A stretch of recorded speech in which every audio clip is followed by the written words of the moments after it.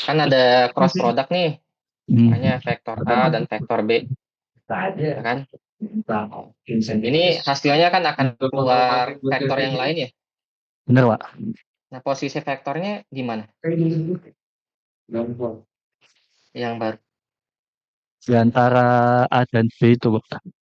Oke, di antara itu kemana? Ke kiri, ke kanan, ke bawah, ke samping, serong, kiri, serong kanan. Kalau dari vektor yang Bapak gambar itu dia horizontal ke kanan, Pak, arahnya.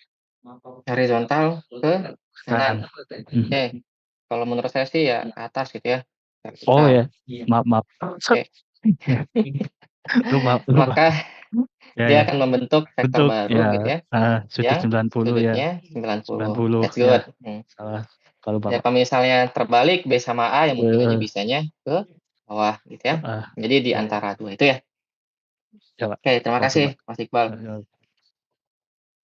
Kemudian di sini A cross B itu kan berbeda ya dengan A dot B. Masih ingat nggak sih gimana cara menentukan nilai cross-nya yang paling sederhana gitu ya? Karena kita menghafal rumusnya susah kan? Gimana cara menentukan persamaannya? Mbak Esra, ada nggak?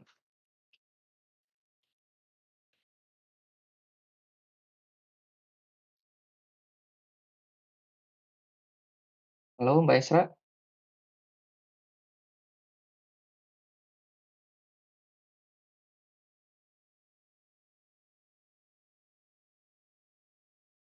Mbak Funika,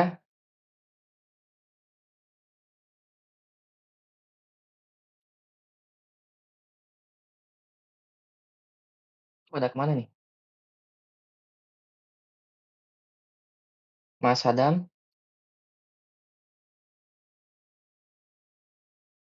Ya, Pak. persamaannya yang simpel untuk kita menentukan nilai A cross B ini gimana sih? Masih ingat nggak? Gimana, Pak?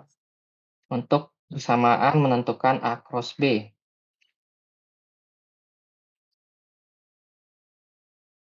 Cross V, Pak. Iya, yang paling simpel. Gimana sih menentukan nilainya? Pakai A kali B.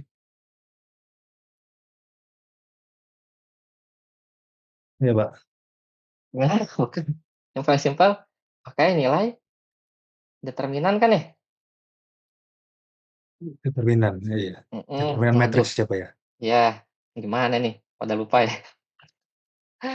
Jadi ya ketika kita menentukan nilai cross gitu ya, yang paling simpel ya kita akan menggunakan perkalian matriks ini gitu ya.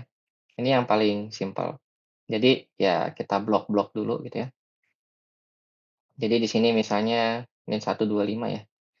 Min 125 gitu ya, kemudian 40 min 3 gitu ya. Yang paling simpel ya plus gitu ya, yang ini dulu ya.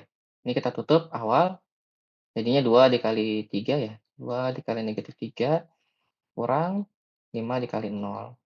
Kemudian dikurang, kita tutup yang tengah, min 1 dikali min 3, kemudian dikurang 5 dikali 4.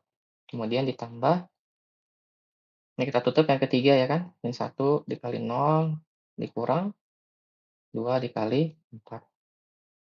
So, ini yang paling simpel gitu ya, ketika kita ingin menghitung nilai cross product ya. Nah, hasilnya dia akan menjadi komponen gitu ya, ya komponen ini kita sebut dengan komponen, vektornya ya. Kemudian kalau misalnya besaran hasilnya, ini ya kita akan hitung berdasarkan hasil penjumlahannya gitu ya. Kalau misalnya kita jumlahkan hasilnya berapa, inilah nilai komponen dari besaran skalarnya. Nah, itulah hasil dari cross product gitu ya. Nah, ingat cross product ini sifatnya kebalikannya gitu ya, jadi tidak berhubungan antara U cross V itu tidak sama dengan V cross U gitu ya. Itu kondisi ya dari ibu jari nih gitu ya. Jadi ya dia kebalikannya, kalau misalnya U cross V itu akan hasilnya nilainya negatif V cross U gitu ya. Sifatnya seperti itu, jadi dia tidak sama dengan di sini.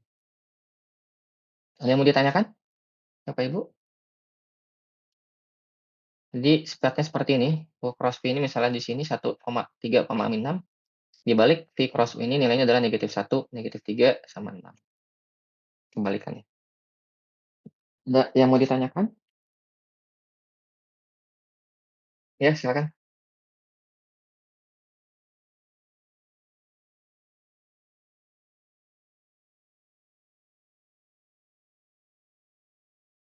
Dot product dia tidak punya arah, betul.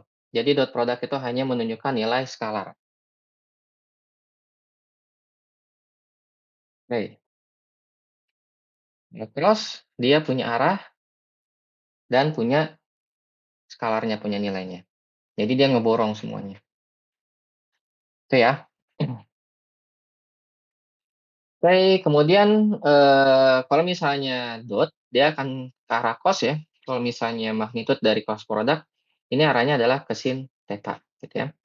Nah, jadi kalau tadi bedanya dia pakai cos, di sini dia pakai sin. Ya persamaannya, ya sama aja gitu ya, cuma bedanya di sini dia hanya menggunakan sin theta. Nah, dari hubungan sin theta dan cos theta ini, untuk cross product dia punya sifat juga. Sifatnya adalah, berapa nilai cross product, kondisinya dia sama dengan nol, sudutnya harus berapa? Jadi cross product-nya pasti nol, sudutnya harus berapa?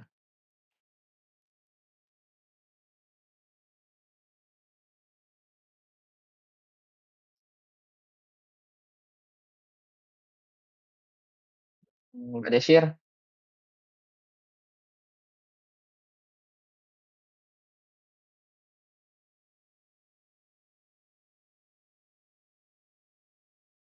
Iya Pak, gimana? Yang hasil cross product-nya 0? ya, Iya. sudutnya harus berapa? 180. Lurus ya? Salah ya Pak? Atau Insya Allah 180.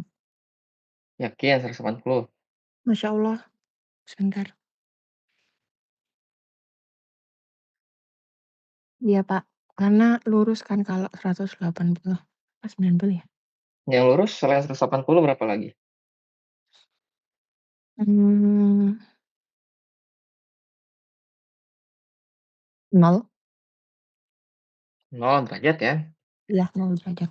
Jadi kondisinya kalau dia sejajar gitu ya, vektornya, misalnya vektor A dan vektor B, atau vektor U dan vektor V ya, ini vektor U misalnya, kemudian ada vektor V gitu ya, sejajar, maka cross product-nya ini sama dengan 0 gitu ya, dia nggak ada nilainya. Oke,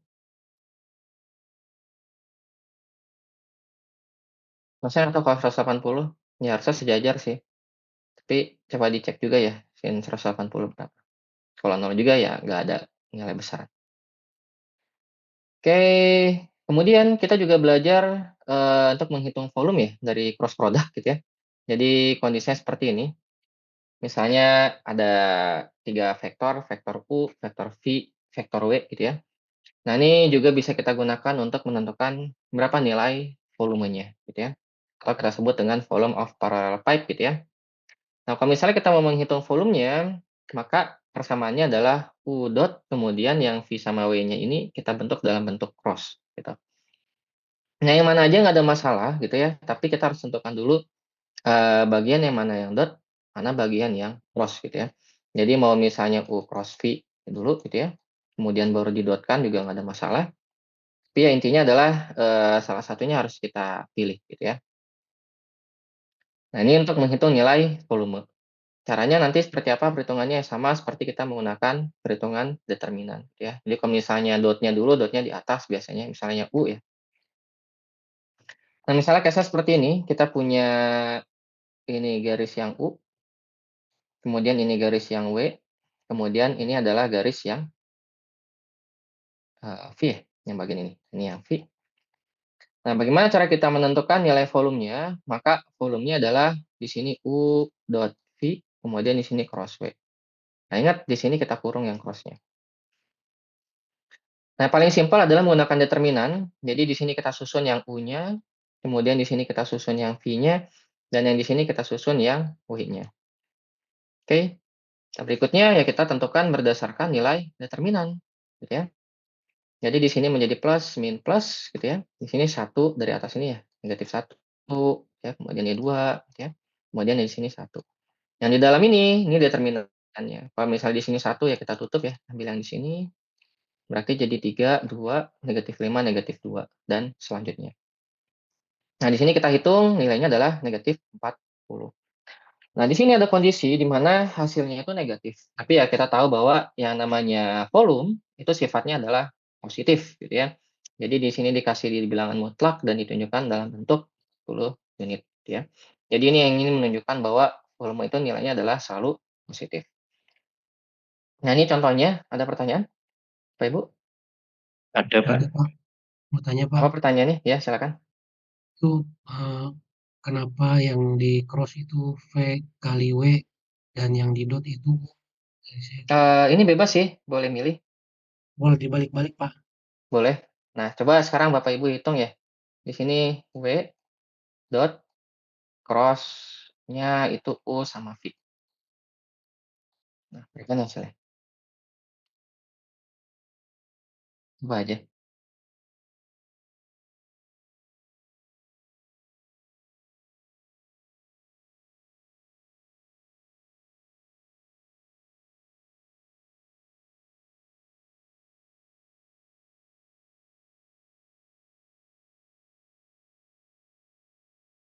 Saya sebentar ya, ambil air minum.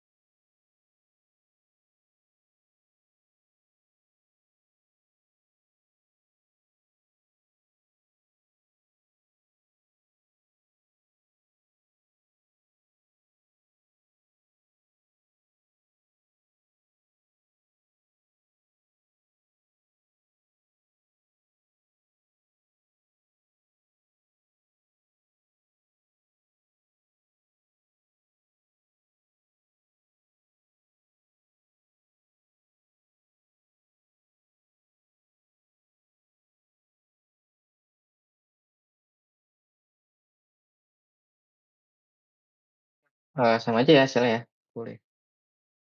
Walaupun dibalik-balik jadi ya nggak ada masalah sih harusnya. Oke, ada pertanyaan, Bapak Ibu? Udah, Pak. Pak Fahri? Parallel pipe ini sama tetrahedron bedanya apa ya, Pak ya? Saya masih bingung.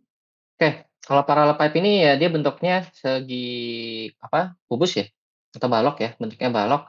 Kalau misalnya tetra itu bentuknya segitiga, jadi biasanya kalau tetra dibagi 6 gitu. Oh, baik, Jadi Pak. nanti ada kondisi persamaan di bagian 6 volume. Nah, cuma biasanya nanti saya kasih tahu gitu ya, eee, ini misalnya bentuknya apa gitu ya. Jadi nanti Bapak Ibu saya kasih tahu kayak, ini bentuknya tetrahedron jadi harus dibagi 6 gitu ya. Saya juga nggak ingat kadang-kadang tetrahedron apa dan paralel pipe apa. Cuma nanti di soal pas ujian biasanya saya kasih tahu. Kira-kira seperti itu.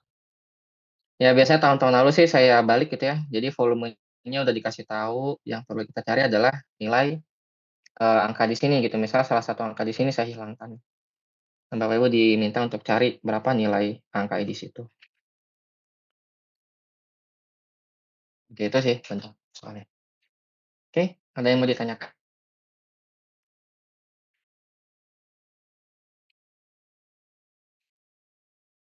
Clear enough ya? Ya, jadi baik, bisa disimpulkan bentuknya seperti ini Bapak Ibu, untuk dot product dan cross product. Jadi dot product ini hasilnya itu adalah, magnitude dari vektor atau misalnya gaya ya, atau besaran skalar gitu ya. Kemudian sudutnya itu diantaranya adalah dalam bentuk cos, gitu ya. Jadi kalau misalnya dot product ini ya A dot B ini sama dengan vektor A dikali B, kemudian di sini adalah cos theta, gitu ya. Sedangkan kalau misalnya cross product ini dalam bentuk cross ya, ini biasanya dalam bentuk sin theta, ya. Nah, produknya itu adalah vektor, jadi dia bisa menghasilkan skalar dan arah gitu ya, jadi ada 2. Jadi kalau dot product finalnya adalah scalar quantity, sedangkan kalau dot product hasil akhirnya itu adalah vektor quantity. Jadi di sini hanya arah, sedangkan di sini hanya nilai, sedangkan di sini ada nilai dan arah, ya. Kemudian dia punya sifat A dot B ini sama dengan B dot A. Tapi kalau misalnya cross product, dia nggak bisa gitu ya. Jadi A cross B ini tidak equal dengan B cross A. Nah, kemudian di sini kalau misalnya, dia tegak lurus, ortogonal atau perpendikular gitu ya, antara A dan B seperti ini gitu ya, sudutnya itu 90 derajat, maka A dot B ini dot ini hasilnya akan sama dengan 0 result-nya. Nah, sedangkan kalau vektor, kalau misalnya dia paralel each other gitu ya, seperti ini, maka nilai cross-nya sama dengan 0, seperti itu. Bisa dipahami Bapak Ibu?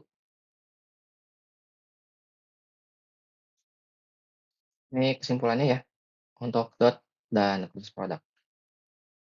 Oke, ada pertanyaan?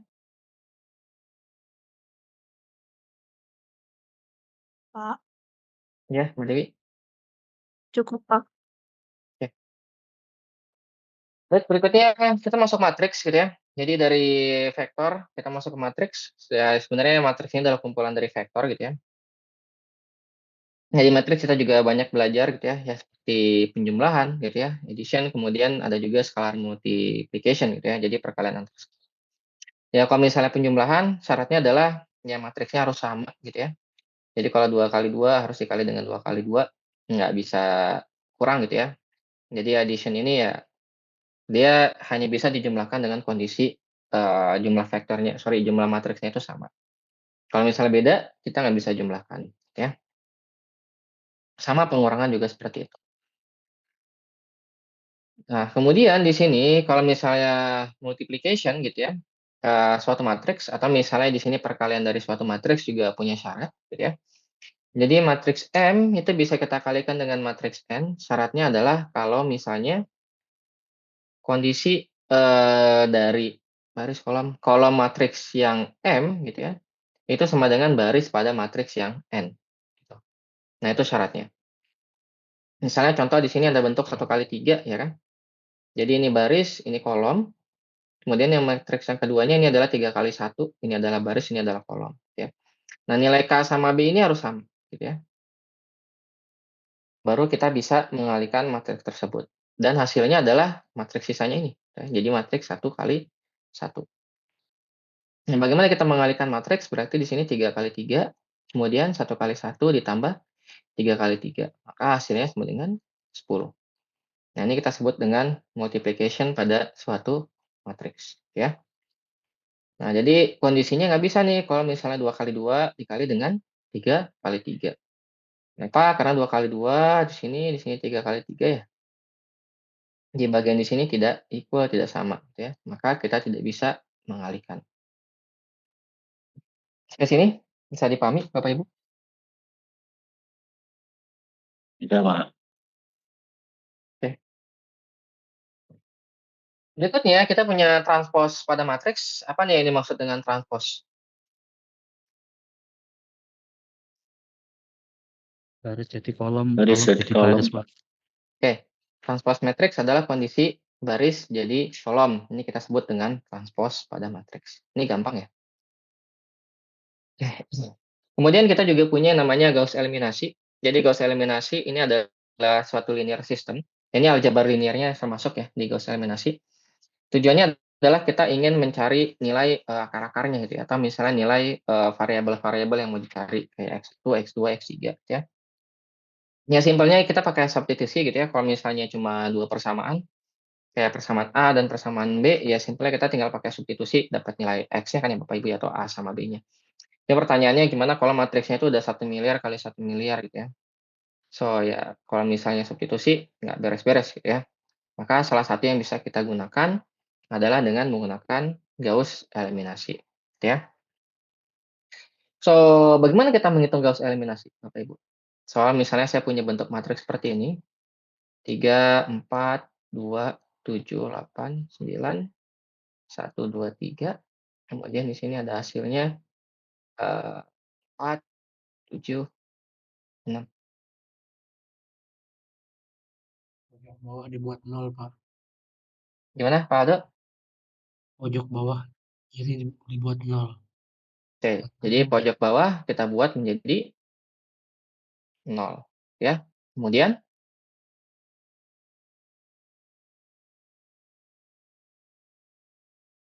kita melakukan back substitusi ya. Jadi kita cari dulu di sini ya X-nya gitu ya. Baru pindah ke baris yang kedua, kemudian kita pindah ke baris yang pertama ya. Ini kita sebut dengan metode Gauss eliminasi gitu ya. Jadi kita lihat pivotnya ini gitu ya. Untuk memindahkan fungsinya. Oke. Ada pertanyaan?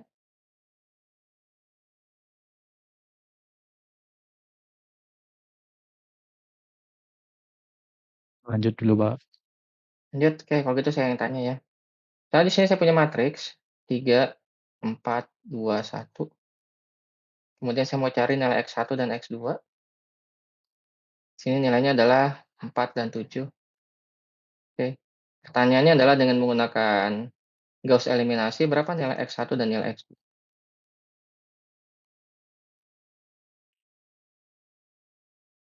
Ini berapa nih?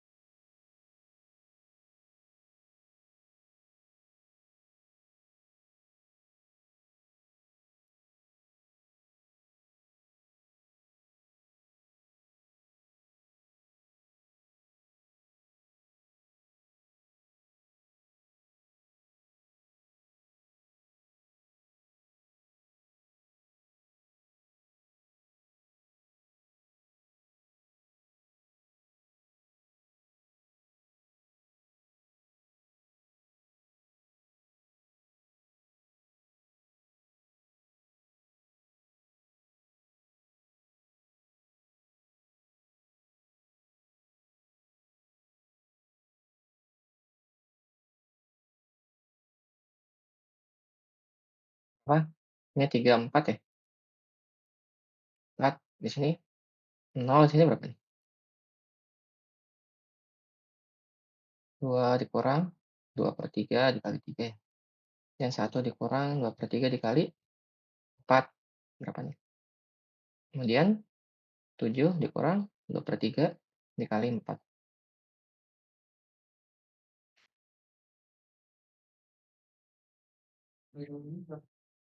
Min 1,67, Pak. Ini min 1,67. 4,33. 4,33. Oke. Jadi kalau misalnya mau menentukan X2-nya, maka ini sama dengan 4,33 dibagi negatif 1,67 kan ya?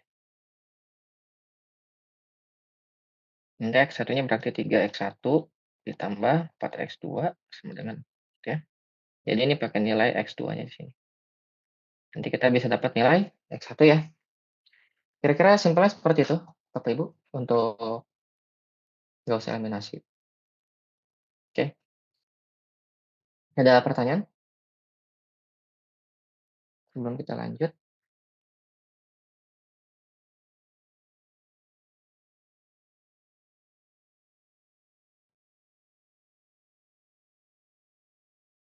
Oke, kemudian kita punya second and third order determinant, gitu ya. Jadi di sini kita punya second, punya third. Apa bedanya second and third determinant ini? Mbak Endah, Mas Roh.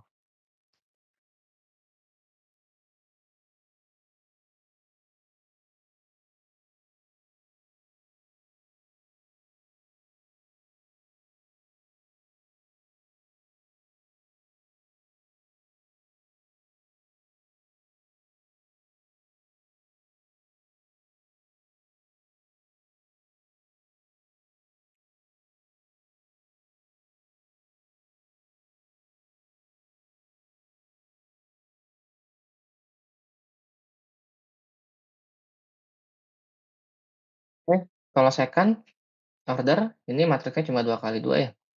Kalau third order matriksnya ada 3 kali 3 ya, Mbak Endah ya. Oke, terus buat apa nih kita belajar determinan di sini?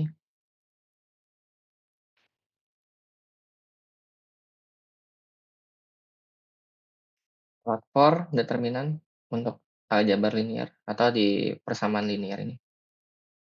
Ini apa, Mbak Endah?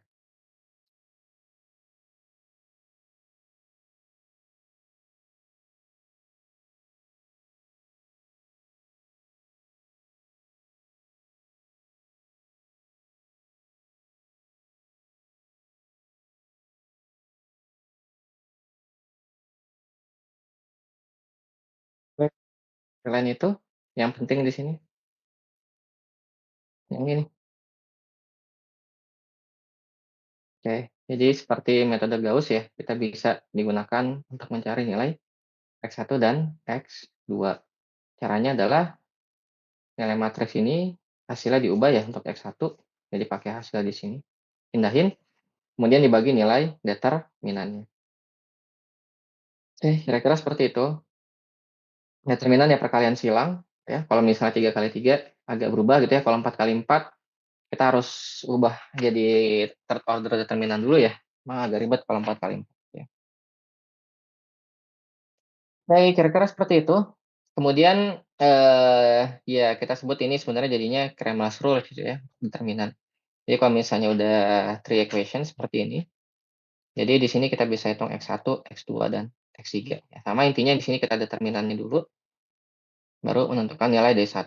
Ya D1 berarti untuk yang bagian pertama ini kita ganti jadi B, jadi B, jadi B gitu ya. 1, B2, dan B3.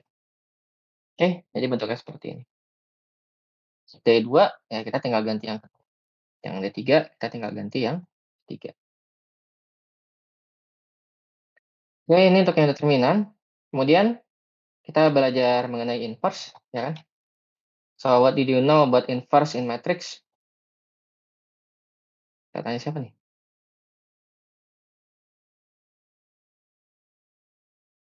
Noval?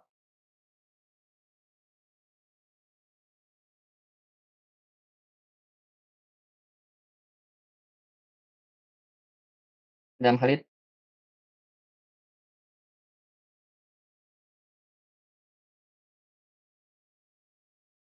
Oh, gimana, Pak? Apa yang disebut dengan inverse?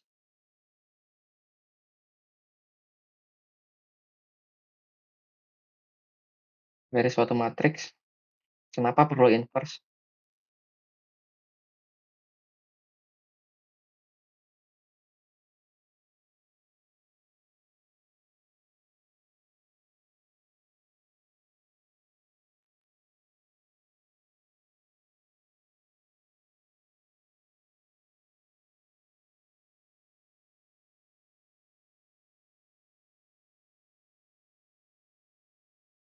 Untuk mencari identitasnya bukan ya, Pak?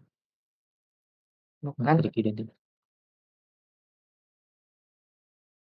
matrik identitas ya dicari itu alat bantu, cuma bukan itu tujuannya matriks inverse.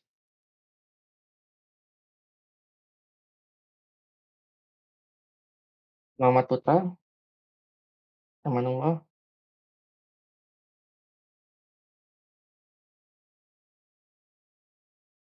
Ada itu, Pak. Apa?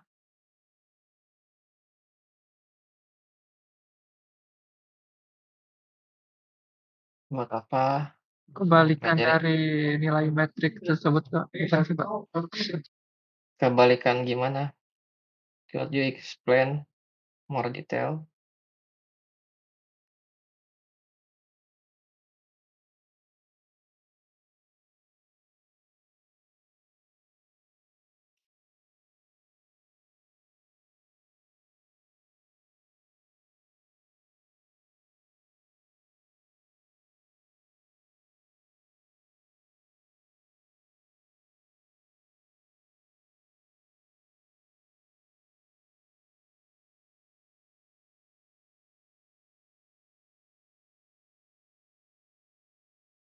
Mbak Neneng, Nuraini, Iya, Pak. what do you know about inverse of matrix?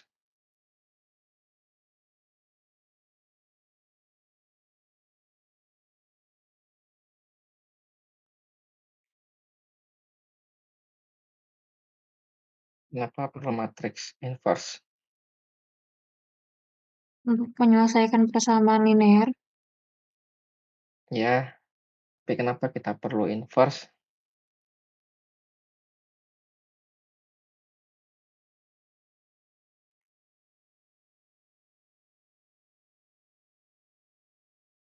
Basic, kenapa kita perlu inverse? Mbak Dewi?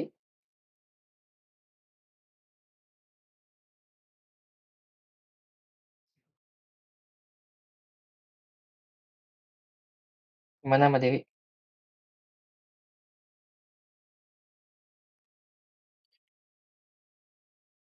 Apa yang sistem persamaan linear ya? Sistem persamaan linearnya. Ya gimana tuh? Kenapa? Karena di dalam matriks tidak ada apa dalam matriks? Tidak ada pembagian ya. Jadi matriks ini nggak bisa ngebagi gitu ya. Kayak misalnya Q sama dengan A dikali V gitu ya. Kita mau cari V kan Q per A ya. Di matriks ini nggak bisa gitu ya, pembagian ini. Jadi harus dibuat perkaliannya ke atas kan ya, dalam bentuk inverse.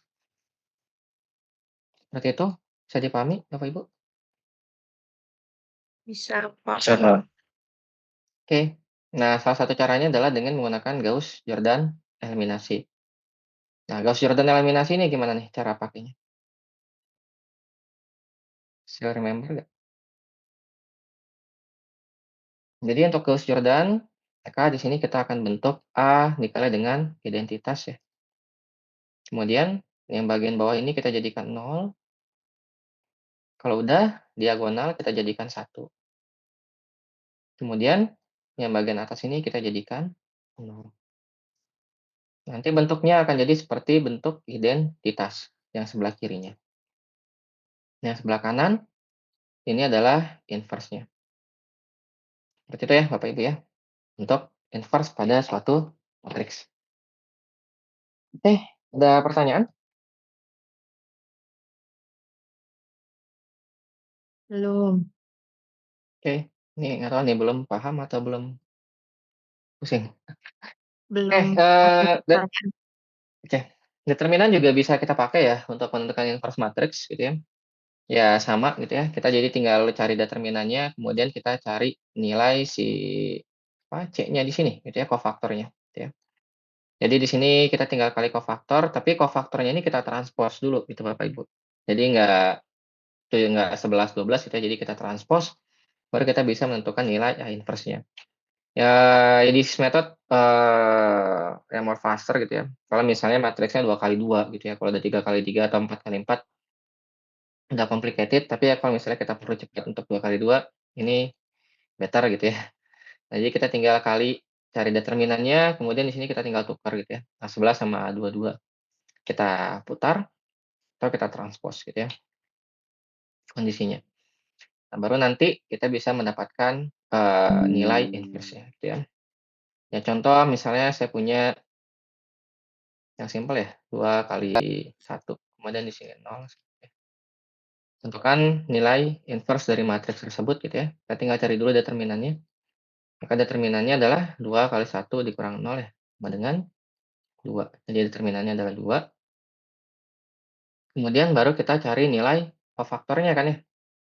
Nah, kofaktor untuk yang pertama di sini kan kita tutup ya, 2, 1, 0 kita tutup, dapat nilainya 1.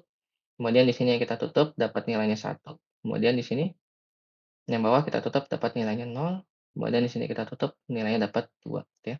Kita harus ingat ada plus min plus, jadi di sini min, di sini min. Gitu ya. Dan kemudian nilai ini selanjutnya kita transpose gitu kan. Kita transpose, jadi bentuknya menjadi 1 min 1, kemudian 0, sini 2. Kemudian di sini ada determinan kan ya, 2 dibagi. Maka inverse-nya di sini berubah menjadi 1/2, 0, negatif 1/2, di sini 1 ya. Simpelnya seperti ini, Bapak Ibu.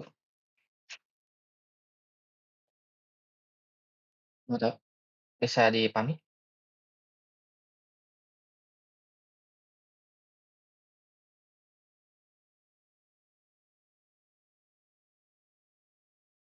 Bisa, Pak. Oke, that's good. Jadi ini hasil inverse-nya ya kalau dikali inverse sama A ini, ya hasilnya akan sama dengan identitas gitu ya. Kita cek gitu ya, dikali. Jadi di sini 2 dikali setengah ditambah 0 dikali negatif setengah, hasilnya adalah 1 gitu ya. Di sini pasti 0 gitu ya. Gimana caranya? Ya 2, kemudian dikali 0, 0, 0 dikali 1, 0. Yang bawah berarti 1 dikali setengah, kemudian ditambah 1 dikali negatif setengah, 0 ya. Sini 0. Kemudian yang berikutnya 1 dikali 0, 0, 1 dikali 1, 1, 1 gitu ya. Jadi perkaliannya antara A dikali A inverse, ini hasilnya adalah matriks identitas. Simpelnya seperti itu. Oke, lagi ya?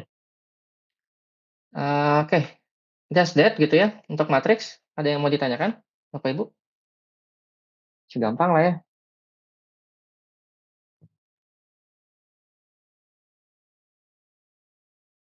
Insyaallah. Gimana gimana, Mbak Dewi? Insyaallah gampang, Bu. Oke, saya. Oke, setelah itu kita belajar mengenai apa namanya, eigenvalue ya dan eigenvector gitu ya. Selanjutnya kita akan belajar nilai eigenvalue dan eigenvector. Jadi kalau misalnya kita punya suatu matriks gitu ya.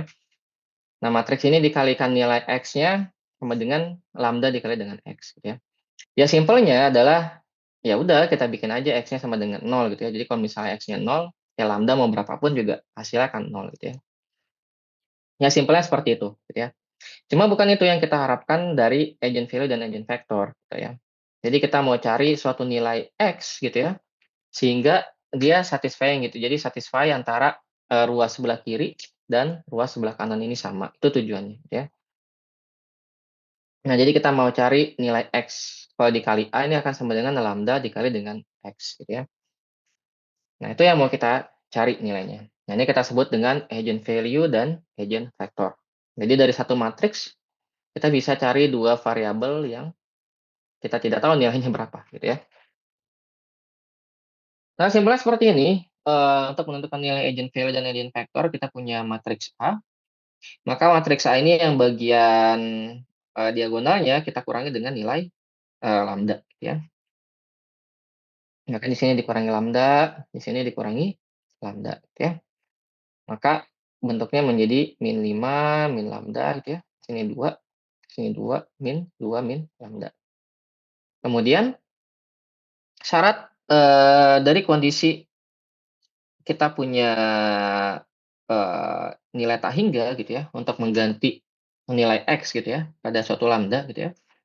Maka syaratnya itu adalah nilai determinannya ini harus sama dengan 0 untuk mendapatkan nilai eigen value-nya, gitu ya. So, jadi kita punya multiple choice gitu ya, tahap batas gitu ya, dari kondisi nilai eigenvektornya, gitu ya. Nah, syaratnya adalah nilai determinannya ini must be equal to 0, gitu ya.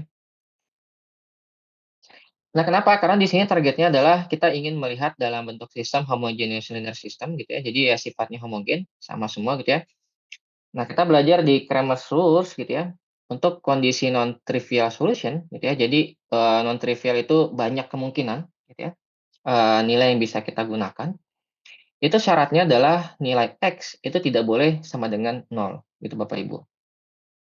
Itu syaratnya. Artinya apa ya, kita harus ada nilai X gitu ya, selain 0, 1, 2, 3 gitu atau berapapun itu, dan kita nggak boleh nilai X-nya sama dengan 0. Kalau nilai X-nya 0 ya udah semua 0 gitu ya, maka kita tidak dapat nilai eigen value-nya. Nah, syarat kondisi ini baru bisa terjadi kalau misalnya koefisien determinannya ini adalah 0 gitu. Makanya kita perlu nyari nilai determinan dari lambda ini dengan kondisi hasil akhirnya adalah 0 gitu. Baru kita bisa cari nilai lambdanya. Nah, dari persamaan ini kita bisa dapat nilai lambda kan ya, lambdanya itu adalah -1 dan -6.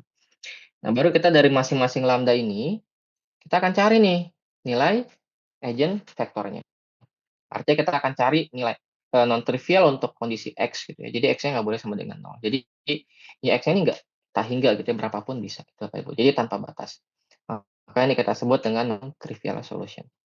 Jadi nggak ada exact solution-nya gitu ya.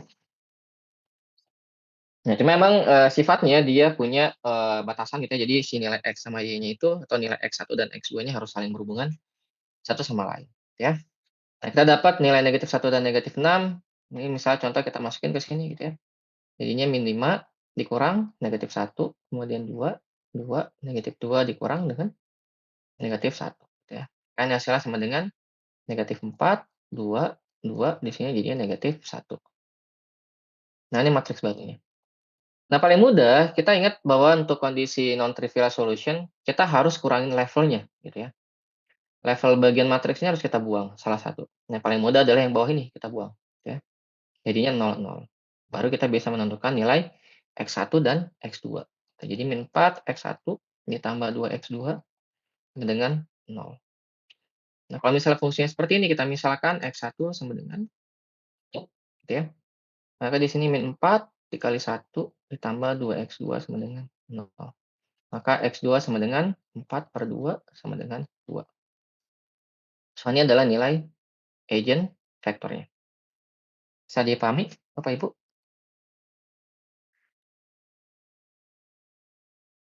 Apa? Oke. So, itu yang paling simpel dari eigenvalue dan eigenvektor gitu ya Bapak Ibu ya. Jadi teoremanya adalah ya setidaknya gitu ya, dari 2 kali 2 matriks itu punya satu nilai eigenvalue gitu ya.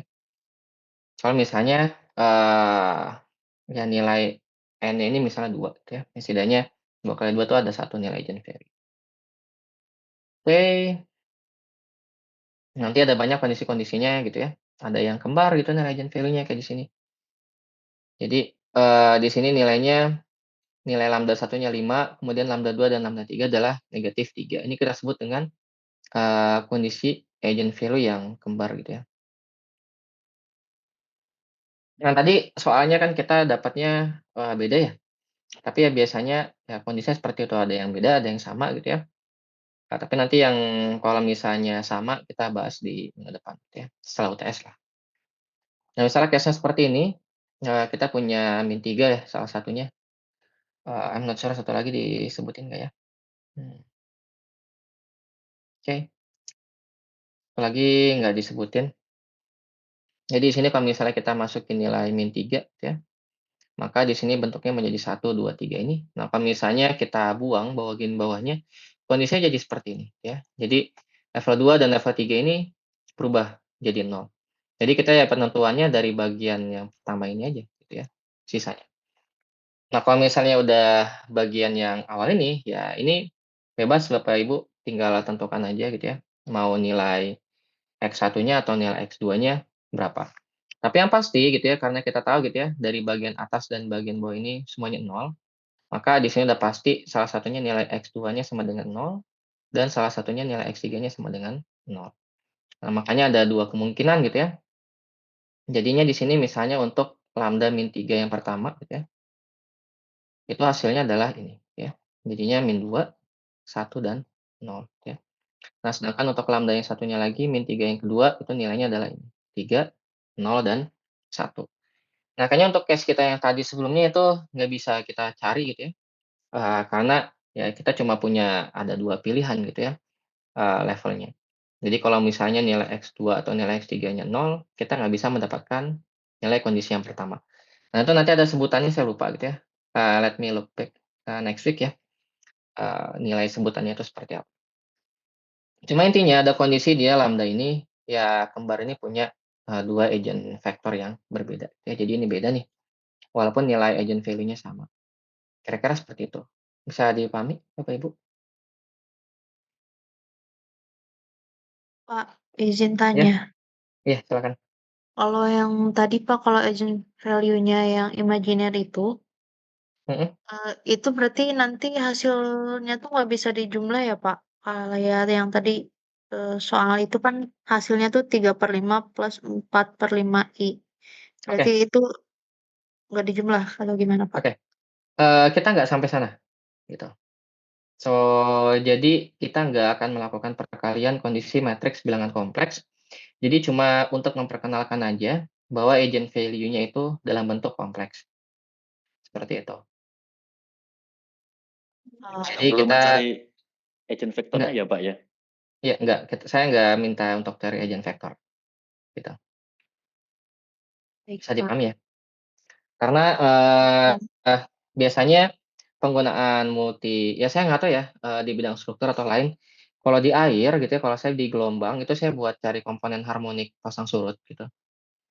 Jadi kalau misalnya datanya bentuknya pasang surut seperti ini ya, data gelombang gitu ya, seperti ini datanya. Nah ini pasang surutnya nih. Nah saya mau mindahin, saya mau buang nilai pasang surut ini, gitu ya. Jadi ini, baru kita pakai komponen-komponen dari bilangan, kompleks, gitu. Ya baru ada penjumlahannya, bisa dijumlahin, dikalikan gitu ya, bilangan kompleks itu. Cuma, ya kita nggak bicara lebih jauh gitu ya, mengenai bilangan kompleks di sini. Jadi cuma kita ingin memperkenalkan, oh hasilnya ini loh jadi bilangan kompleks gitu ya. Oh ini loh bilangan kompleks gitu ya, misal dikali bentuknya seperti ini. Paling itu dulu penjelasannya, mudah-mudahan bisa dipahami ya.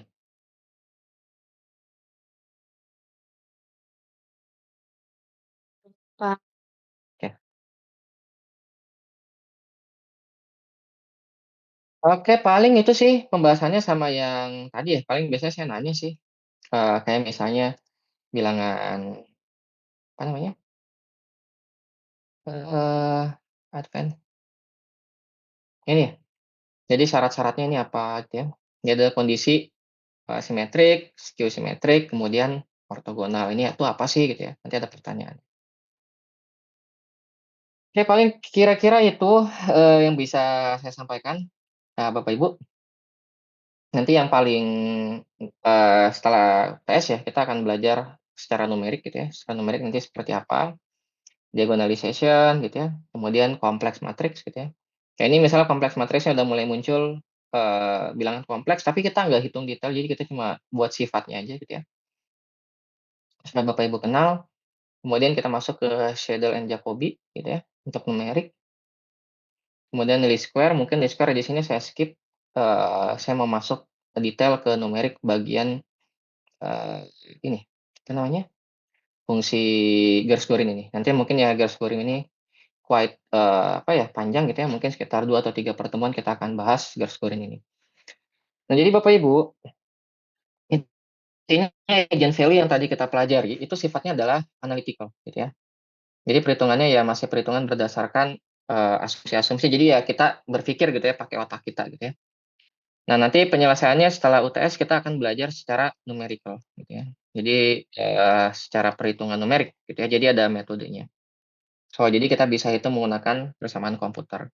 Tapi di sini kita hanya memperkenalkan gitu ya. So, nanti untuk detail numeriknya kita masuk ke semester yang lain, tapi saya nggak tahu gitu ya Bapak Ibu ada mata kuliah numerik atau enggak. Ada nggak sih numerik? Ada ya? Ada, Pak. Kayaknya ada ya? Ada ya? Oke. Nah, kira-kira bentuknya seperti itu. Jadi nanti kita pakai garis kuring teorema ini untuk menentukan eigenvalue berdasarkan numerik gitu ya. Dari yang simple power method gitu ya, sampai yang aneh seperti ini gitu ya.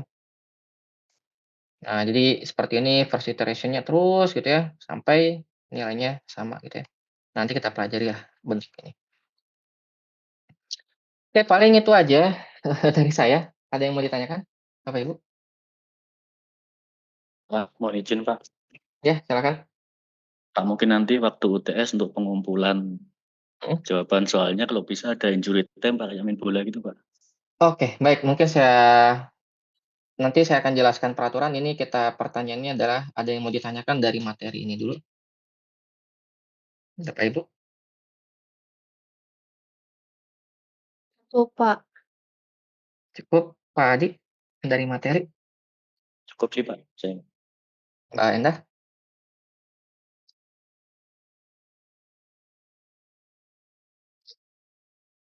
Ya baik, kalau misalnya nggak ada pertanyaan, maka ya kita mungkin peraturan ujian. Jadi ujian itu saya batasi untuk kelas karyawan karena kelas karyawan ya I think easy for you untuk buka semua catatan ya. Jadi ya internet semua bebas dan sebenarnya ya tinggal masukin ya keluar semua gitu ya jawabannya. Makanya saya batasi waktunya ya, waktu realnya itu kita mata kuliah berapa sih? 2,5 jam ya? Kan 2,5 jam ya? Nah, untuk ujian ini saya batasi, hanya 1,5 jam. Gitu. Jadi sekali lagi, kita mulai di berapa? 6.30 ya? Gimana, mau mulainya 6.30 atau mau salat dulu, santai dulu? What do you think, Sholat dulu Bapak Ibu? boleh. Ya tumben Mbak Syabani sholat. Jam 7 Bapak saja, sih Pak. sholat kan tapi nggak ngomong sama Bapak ya. Oke, bercanda. Gimana Mas Iqbal? Jam 7 7 aja, Pak. gimana, Pak? Saya soalnya di sini adanya 18.20, Pak. Takut kepotong ntar. Azan maghribnya 18.20? Iya, Pak. Di sini, Pak. Di Oke. Batam, Pak. Oke, 18.20 ya? Sama kayak di Aceh lah ya, jam 7 ya. Oke, berarti kita ujian di jam 7 ya? Sepakat semuanya? Sepakat, Pak. Oke. Kita ujian di jam 7, waktunya itu 1,5 jam, berarti sampai 8:30. Nah, nanti ada injury time saya cuma kasih 1 kali, itu plus 15 menit. Bisa dipahami? Jadi udah 1.30 nih nggak ada lagi yang ngerjain, jadi 15 menit ini hanya untuk ngumpulin. Kalau nggak dikumpulin nilainya 0. Soalnya berapa, Pak? Soalnya rahasia. Oke? Ya kira-kira 10 soal lah. Tulis tangan, Pak. Tulis tangan, nah tuh. Jadi Cuma kondisinya 1,5 jam, Pak. Jangan banyak-banyak, Pak. enggak lah, saya kira-kira juga kan nggak mungkin juga saya kasih nggak sesuai kemampuan kalian. Tenang, saya paham lah proses berhitung gitu. Nanti soalnya akan saya sesuaikan, intinya kita cuma punya waktu 1,5 jam. Ya saya nggak mungkin ngasih soal, nggak sesuai dengan kemampuan kalian gitu ya. Ya pasti saya sesuaikan nih kira-kira bisa beres loh sekian menit gitu ya. Dengan kondisi, saya berusaha jadi seperti kalian lah gitu ya. Nantinya 1,5 jam, kemudian semua jawaban ditulis pakai tangan. Nggak boleh pakai iPad, tab, atau menggunakan Word. Bisa dipahami? Bisa, Pak. Pak, kalau iPad tapi pakai note juga nggak boleh ya Pak ya? Nggak boleh, semua harus pakai tangan. Pakai pulpen dan kertas. Baik, Ya. ya Pak. Maaf ya Bapak Ibu, karena mudah sekali gitu ya untuk, sistem itu di copy paste gitu ya. Jadi ya walaupun kita kembali ke masa lampau gitu ya, pakai kertas dan pulpen, cuma ya itu yang bisa saya harapkan sih, yang bisa saya paksa gitu ya, mau nggak mau gitu ya. Nah semuanya open book gitu ya, jadi Bapak Ibu boleh akses apapun, mau internet gitu ya, Tapi nggak boleh phone a friend, gitu ya, nggak boleh hubungi teman. Ya, ketahuan sama, 0, dua-duanya. Ketemu saya lagi semester depan, 0 lagi. Bisa dipahami ya? Gimana, Mas Adam? Baik, Pak. Oke. Ada lagi yang mau ditanyakan peraturannya?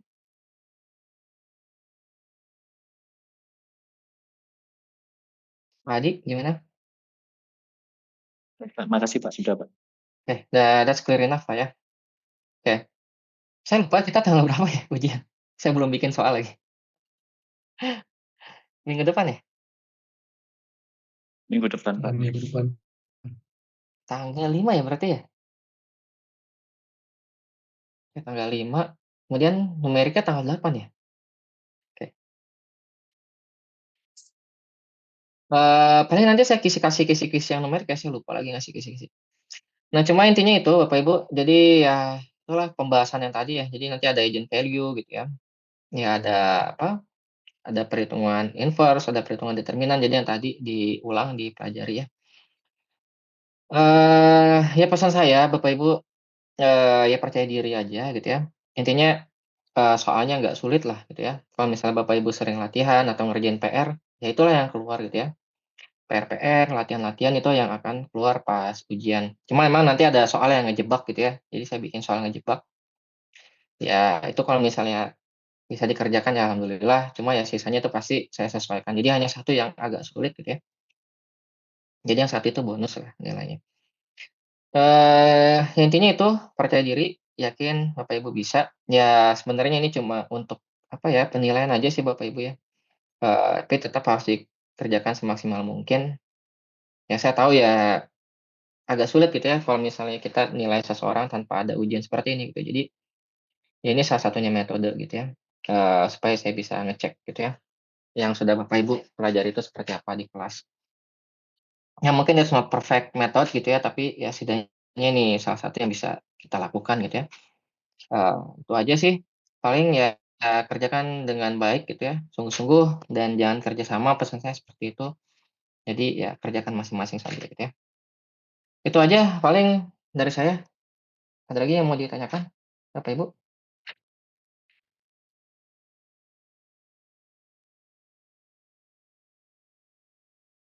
Kalau nggak ada, paling saya tinggalin absen ya?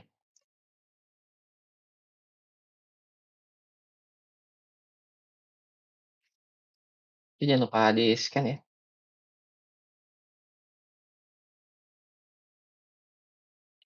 Ada mic ini.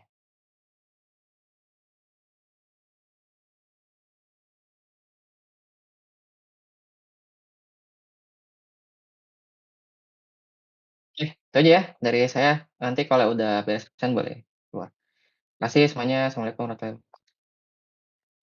Terima kasih, Pak. Makasih banyak Pak.